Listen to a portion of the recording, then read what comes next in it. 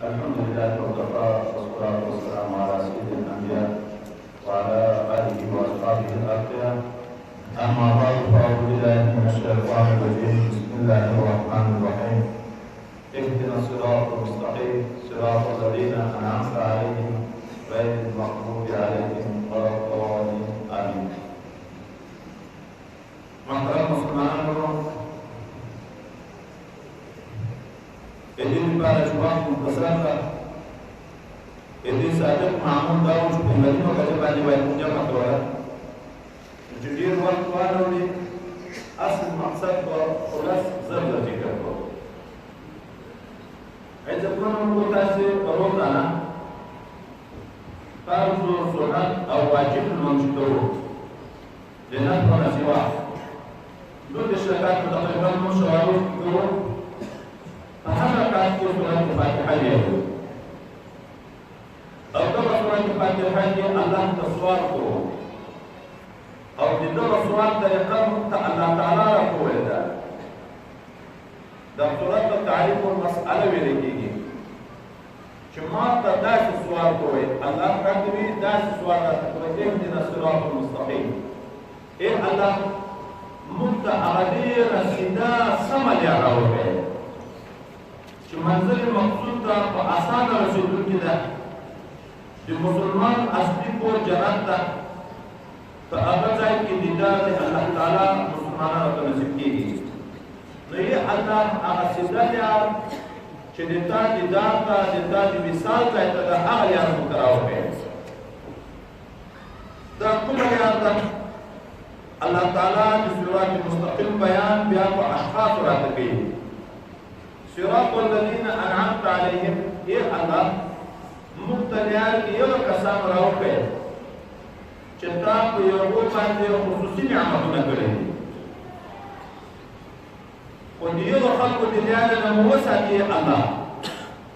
چتا په یو خپل غزونه لازم کړې او ګمراهان دي چې يهود او نصارا او عام کفار او فساق دي. معلوم شو چې انسانان دوه قسم دي. یو قسم هغه دوستان دي الله دې چې د رب کریم په دې خصوصي انعامات دي او بل طرف ته هغه کسان دي چې د الله تعالی د دښمنۍ بلای تړلې الله ورته په غضب ته د قهر د غضب معامله دی یو سره کوي.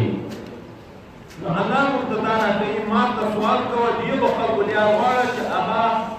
د ما دوستان دي او د نورو خلکو نه پرهیز کوي.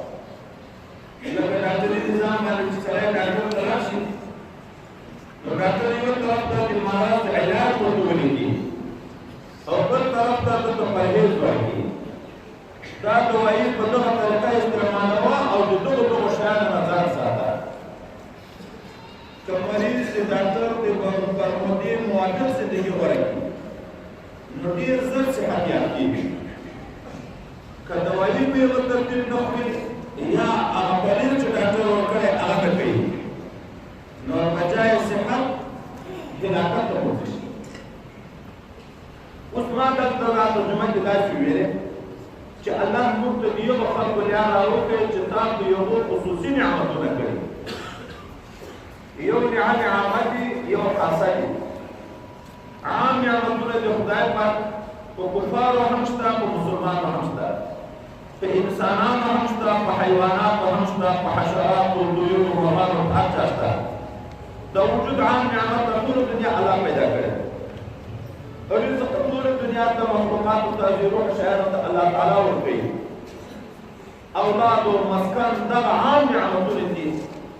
سوال چې الله ته کوو د یو خلکو لیا غواړو چې الله په یو خصوصي نعمتونه کړي عام نه. هغه خلک څوک دي او خصوصي نعمتونه شي هغه خلک څلور ډلې دي. أولئك مع الذين أنعم الله عليهم من النبيين والصديقين والشهداء والصالحين. القرآن يفسر بعضه بعضا. منعم عليهم چې الله خصوصي نعمتونه دي په یو باندې الله په بل ځای کې سورت کې موږ ذکر کړي څلور ډلې. انبیاء علیهم الصلاة والسلام، صدیقین، شهداء، اولیاء. په دغو څلورو ډلو خصوصي انعامات د خدای پاک شي چې موږ د دغو خلکو یاد غواړو. انبیاو ته تجلیات ذاتیه دائمه بلا واسطه دي. د الله د ذات تجلیات په دې جاري وي، خو دائم وي، همیش وي، بې واسطې په منځ کې بل نبي نشته. او صدیقینو ته تجلیات ذاتیه دائمه خو بالواسطه. صدیق هغه چا ته وي چې په هر قدم د خپل نبي تابع شي، په پوره دین باندې عامل شي، ظاهر و باطن ټول په شریعت باندې مستقیم کړي. دغو صدیقینو ته د انبیاو په طبع باندې تجلیات ذاتي د خدای د متعال شروع کړي. واسطه په منځ کې نبي ده.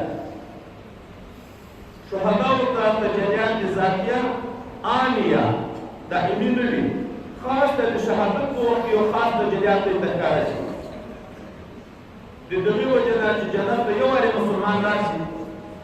بېرته دنیا ته تلل نه غواړي،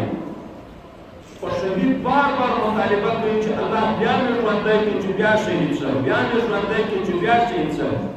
وایي ځکه په هغه شهادت په وخت کې چې کوم خصوصي انعامات د رب کریم د تجلیاتو دین ته حاصل دي،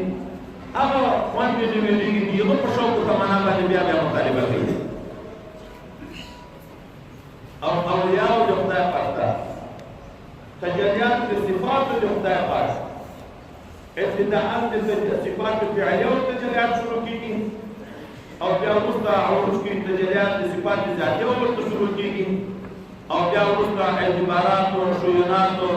بیا ځانته بحث الله تعالی د رب کریم د ذات تجلیات یې ورته بیا پاتې شروع کېږي. خو کله دائمي وي، کله د برق خاطر په شکل وي، پړانګ او برېښنا په شکل بېرته ورشي. تجلیات څه شي ته وایي؟ شیخ احمد عثماني صاحب وایي تجلی ظهور شی فی مرتبه ثانیه. لمر څلورم اسمان کې ده، د شیشې نه یې وړانګه راولوېږي، د دې کوټې ته دغه ته لمر وایي. دا تجلی د لمر ده، لمر نه ده، خو موږ عین لمر ورته وایي که نه دلته لمر ده، په ما باندې لمر راغی، په دا شي باندې لمر راغی. دا د لمر تجلی په دې باندې راشي. د الله تعالی د ذات دیدار په اتفاق د اهل سنت والجماعت په دنیا کې ممکن ده، خو د نبي علیه السلام نه سوا بل چا ته واقع شوی نه ده. اما د نبي علیه السلام په شان کې اختلاف ده چې هغه ته دیدار شوی او که نه. اما د تجلیاتو دیدار قرآن نه ثابت ده. حضرت موسی علیه نبینا علیه السلام چې د رب کریم د خبرو خوند ولید، چې الله ورسره د شپږو طرفونو دته اواز راته خبرې کولې، د الله د صفت ذاتي د خدای کلام صفت ذاتي د رب ده، د یو دومره سرور خوند ورته پیدا شو چې تمنا یې د دیدار پیدا شوه، چې رب کریم ته خپل ذات راووینې. الله تعالی ورته زه به په هغه تجلي وکړم، که غار پر ځای ودرېدو نو بیا مې ته لیدی شي، که نه یې ته مې نشي لیدی. تجربې په غرو شوه، خو د غره استعداد کمزوری هغه ټوټې ټوټې شوه. موسی علیه نبی علیه السلام صرف د جذب کیفیت پر راغی، بېهوښه شو ولوېدو. انسان ته رب کریم هغه کمالات هغه استعداد ورکړی چې په اسمان کې هم نشته، په ځمکه کې هم نشته. انا عرضنا الامانة على السماوات والارض والجبال فابين ان يحملنها واشفقن منها وحملها الانسان. دا د دغسې موارد برداشت انسان کولی شي، اسمان ورته کې ونه شوی کړی. او په انسان کې بنیادي شی عنصر خاکی ته ده، د خاورې جز. لمر د څلورم اسمان نه دا راځي، د درې اسمانونو راجوړېږي، د هوا نه راجوړېږي. یو شی د لمر برداشت نه شي کړی، تر ټولو وځي، خو چې خاورې ته راورسېږي خود د خاورې نه ځلې بیا کوي. دا خاوره ته برداشت بیا لمر بیا رڼا وکړي، انعکاس یې کوي. ځکه د الله د دیدار برداشت بل شی نه لري انسان یې لري ځکه رب کریم یې چې ما نه اسمان ځای وایي شي نه ځکه ځای وایي شي ما زړه د مسلمان ځای دغه زړه د انسان چې باید صفا شي دا عرش الرحمن شي ځکه ټولې دنیا ته عالم کبیر ویلی کېږي چې د لسو اجزاو نه جوړ ده انسان ته عالم صغیر ویلی کېږي عرش عظیم د عالم امر او د عالم خلق په مابین کې برزخ ده د انسان زړه د عالم خلق او د عالم امر په مابین کې داسې برزخ ده هلته الرحمن علی العرش استوى راغلی دلته په قلب د بنده باندې هغه تجلیات شروع کېږي چې لکه څنګه څو تجلیات چې په عرش عظیم باندې دي الله مکان نه لري خو هغه نسبت د استوا په خاص تجلیاتو په بنیاد باندې شوی ده چې په عرش عظیم د الله د ذات یو خصوصي تجلیات دي چې په بل ځای نشته نو د هغه نه تعبیر په استوا شوی ده الرحمن علی العرش استوى لکه روی زمین کې خانه کعبه مبارکه باندې د الله تعالی د ذات یو خصوصي تجلیات دي هغه په بل ځای کې نشته دغه ته بیت الله ویلی کېږي بهر تقدیر دا څلور ډلې چې انبیا او صدیقین شهدا او اولیا دي موږ ته الله دا راکوي ما نه چې غواړې د دغو څلورو اولیا واس او د فساقو فجارو کفارو نه پرهیز کوه د یو نه به لرې ګرځې المرء علی دین خلیله انچا چې د چا سره ملګرتیا په دین دی هغه ده موږ ځکه مامور یو په صحبت د نیکو خلکو چې تاسې به د نیکو خلکو په مجلسو کې ډېر شریکېږئ د بدو خلکو د مجلسو نه به ځان ساتئ د انسان طبیعت د انسان د طبیعت نه غلا کوي غلا څه معنا هغه صفت په تا کې پیدا کېږي حضرت ام المؤمنین ته نبي کریم صلی الله علیه وسلم لا تجالس الاغنیاء د مړو سره ناستی مه کوه ولې منې کوي ځکه د مالدارو خلکو سره ناستی چې څوک ډېر کوي د مال محبت ورسره پیدا کېږي خو دا ځان ته خبره ده چې د مالدارو خلکو سره ناستی روا او که ناروا علما اولیا د وخت د مړو خلکو مجلسو ته ورتګ په دغه نیت روان ده چې اراده یې د یهو د اصلاح دي چې دا غریبانان د دنیا په محبت کې غرق شوي دي آخرت اصلي مقصد تر پاتې ده د الله بندگان دي د رسول الله امتیان دي زه د دې سره کښېنم لږ دیني خبرې ورته وکړم چې دی راواوړي د دین په طرف باندې شوق د دین ورسره پیدا شي په دغه نیت ورتګ روا اما د تمې باندې حیثیت چې ما سره به څه وکړي په تصوف کې خو دومره خطرناکه خبر ده فواید عثماني لیکلي چې که یو پیر ماړه سړي ته بیعت په دغه نیت ورکوي چې د ما به د کور ګزاره پورې جوړه شي شرک جلي ده خفیفه شرک جلي ده ځکه سره له ولایت د ده د الله په خزانو اعتماد نشته چې راجب د ما الله ده بنده ته تمه کوي د راجبکت امید یغه ته لري په دغه نیت بیعت ورکول چې موږ سړی به د ما سره بیا کومکونه کوي د ما د کور ګزاره به جوړ شي شرک جلي ده نو د اغنیاو مجلسو کې شریکېدل په نیت د اصلاح د دی روا خو په نیت د طمع او توقع باندې دا ناروا دا هر مجلس کې اثر موجود وي حضرت جبرائیل علیه السلام په ټولو انبیاء سابقینو کې ډېر ملاقات چې راغلی د موسی علیه نبینا علیه السلام سره 400 وارې نور د چا سره 10 وارې د چا سره 2 وارې د چا سره 3 وارې د حضرت صلی الله علیه وسلم سره د جبرائیل علیه السلام ملاقات 4 سره وارې راغلی خو د یو باوجود ورته ډېر ولې نه راځي ولې موږ د حدیث مبارک ته چې نبی کریم صلی الله علیه وسلم اجود الناس تر ټولو خلکو نه لوی کرم او سخاوت خدای پاک ورکړی بیا ډېر جود یې په رمضان مبارک کې بیا ډېر جود یې چې کله به جبرائیل امین بېګا د رمضان کې راغی د ده سره به د قرآن عظیم شان دور کوو هلته خو به د ده جود ډېر شو من ریح المرسله تر باد و هوا به د ده جود زیاتېدو نو دلته محدثین لیکي ولې زیاتېدو وایي د نیکو خلکو په اجتماع کې د نیکي شوق و جذبه نور هم زیاتېږي جبرائیل علیه السلام هم جواد پیغمبر علیه السلام هم جواد چې دو جوادان به جمع شو صفت جود داسې په موجو په څپو به شو هر صفت د نیکۍ هغه چې د نیک سړي سره سړی کېني داسې په ترقي باندې راځي سړی یو 3 ورځې 4 ورځې د طالبانو سره کېني د آخرت خبرې واوري شوق د تعب پیدا شي خو که 3-4 ورځې د چرسیانو سره کېنو نو د شوق د چرسو پیدا کېږي ځکه امر د دې د وایي سړی به د نیکو خلکو په صحبتو کې ډېر کېني د ولایت کې حصول 2 اسباب دي سړی چې ولایت ته رسېږي نو همدا اسباب 2 دي اول کثرت ملازمت مع المحبت والانقياد د 3 شیانو نه جمع ډېره ناسته ولاړه د مشایخو سره خو په محبت او په انقیاد په منلو په اخلاص سره که دا نه وي پکې منافقین وایي د نبي علیه السلام په مجلس کې موجودېده په لمانځه کې ورسره شریکېده په جهاد کې ورسره شریکېده صدقو چندو کې شریکېده خو محبت او انقیاد نه و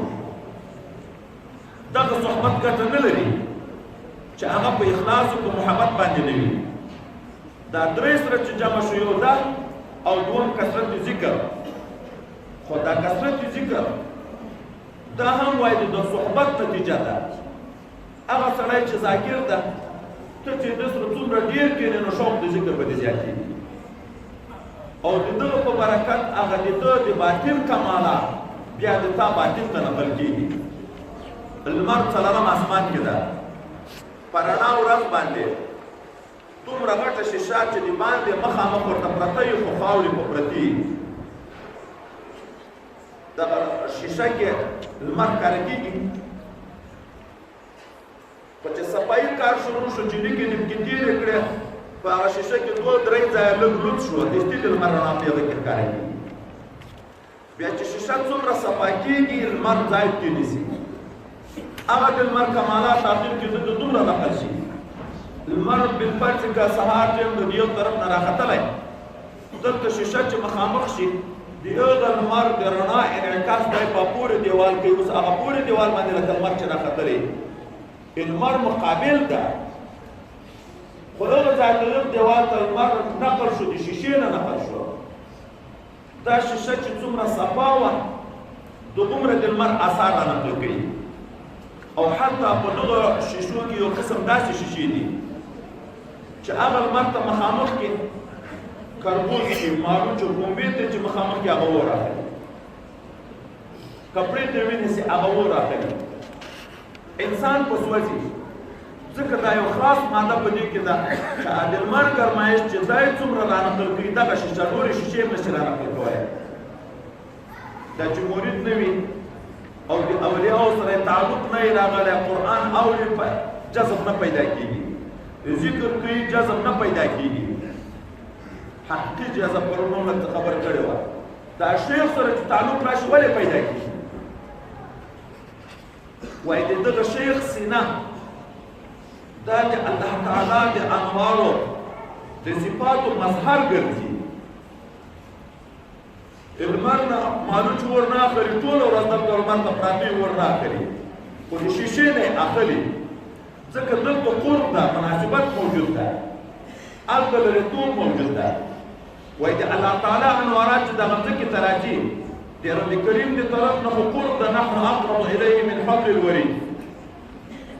خو مسلمانان چې بدعمله شي دوی د الله نه لرې شي د بنده د طرف نه بعد ده د الله د طرف نه هغوی ته قرب شته اوس نو چې یو څوک د ولایت مقام ته رسېږي هغه الله ته دومره نږدې شي چې الله وایي چې زه یې سترګې شم چې په ما لیدل کوي حتی په ځان تعبیر درکوي حدیث مبارک ته چې په قیامت کې یو چا ته ووایي رب کریم زه مریض یم ته دې ما پېژنې ته رانغلی هغه انسان ورته چې رب کریم ته خو نه مریض کېږي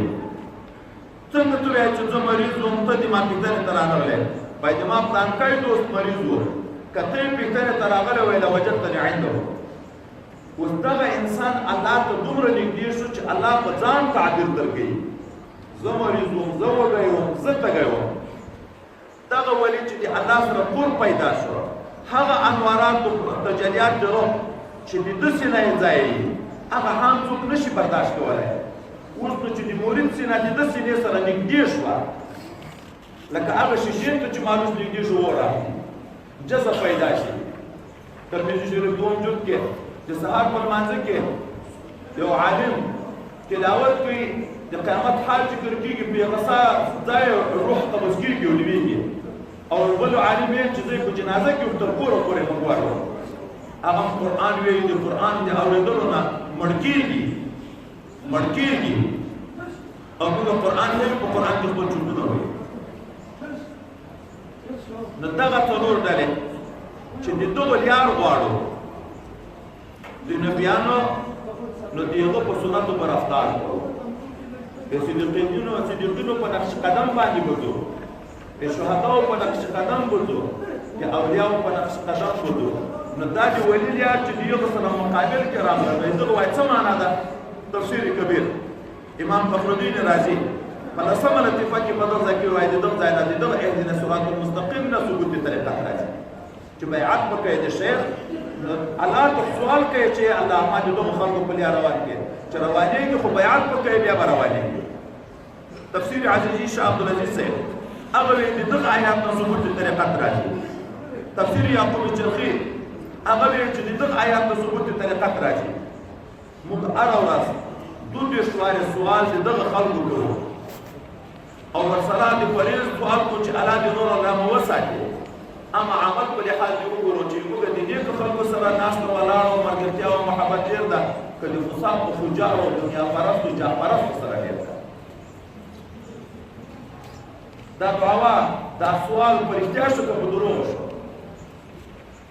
غواړو یې خو ورځو نه غواړو د علماو ملګرتیا غواړو د انبیاو د صدیقینو د شهداو د اولیاو یار غواړو خو ناست چا سره یو محبت به د چا سره ده تعلق به د چا سره ده سوچ و فکر به د چا سره ده حضرت قاسم نانوتوي رحمه الله ته یو ځوان راغی بیعت کوي د خانقاه ته ورته یې راسه چې هلته توجه ورته کوي د مورید د ځوان په زړه کې د جنکۍ عکس ده په زړه کې د جنکۍ عکس ده د دا څه دي وای دا خو د ما د یو جنکۍ سره عشق و محبت ده وصال یې ډېر نه راته پیدا کېږي نو زه د هغې تصور ډېر کوم تصور شاید چې محبت پیدا شي بیا داسې ځای ګرځېږي نو د هغه جنکۍ زړه عکس د ده په زړه کې نقش شوی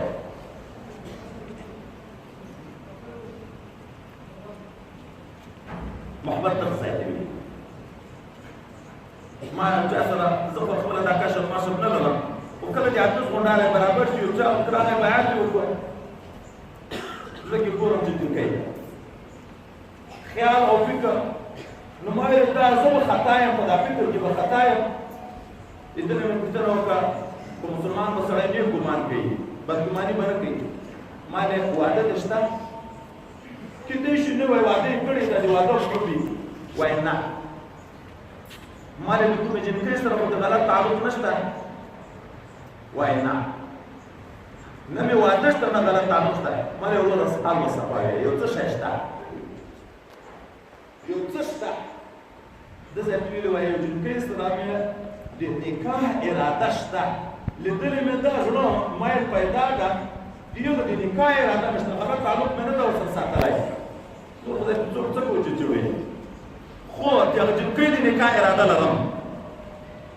هغه په خیال کې ډېره راګرځي اوس نو دغه زړه د طریقت په برکت نقش شای نقش بند ته چې شای نقش بند وي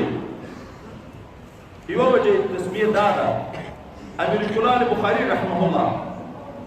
کلال دا بنګړي چې جوړوي دا کلالو بټۍ وه ګړي به یې جوړول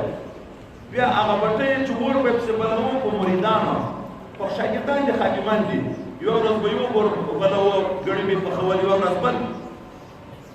حضرت بهاءالحق بهاءالدین صاحب ده حضرت شاه نقشبند صاحب دا چې ورغی امیر کلال سره مرید شو د استعداد هغه واقعیت معنویت خدای پاک ورته معلوم کړو ځکه مخکې له حضرت محمد بابا سماسي رحمه الله سره حضرت امیر کلال بخاري په دغه کلي په کوڅه کې روان ده حضرت محمد بابا سماسی رحمه الله وی په دوه کوڅه کې یو عادت پیدا کېږي چې یو لوی ولی الله وي او د دغه طریقې به یو لوی خدمت کوي ته به یې سره ډېر ښه خبره کوي فایده یې نه ده نو دغه سره چې هغه پیر د دوی استعداد وکړو نو طبعا د استعداد او د اخلاص او محبت په انداز د استاد د شاګرد سره محبت پیدا کېږي د شیخ د مرید سره د اخلاق د لغات سره د دوی سره محبت زیات شو چې محبت زیات شو دا طالبانو ملایان د ستنو ته چینی ډېره کوي زه کله خاطر چې ترجیح بلا مرجع دی خو ترجیح بلا مرجع دا ترجیح بلا مرجع تعبیر هم داسې کوي چې دا څنګه نه وایي مرید چې د سره دومره محبت او د دانو سره نشته نو دغه چل دا جوړ کړو چې کله چې حضرت بهاءالحق حضرت بهاء الدین نقشبند د دغه وار شو د بټۍ د پخولو دی خبر کړو چې نن د تا ورته بټۍ ورکولی چې د شیخ زړه ته خفه شي